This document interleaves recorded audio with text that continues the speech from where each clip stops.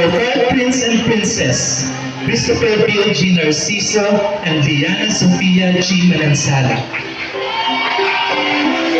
Christopher Bill is our grade 6 Concepcia pupil under the advisory of Mr. Benedict G. Santillan. He is the loving son of Mr. and Mrs. Rizal and Seni Narciso. Liana Sofia is a grade 1 Marigold SSES pupil under the advisory of Mrs. Princess M. Apo.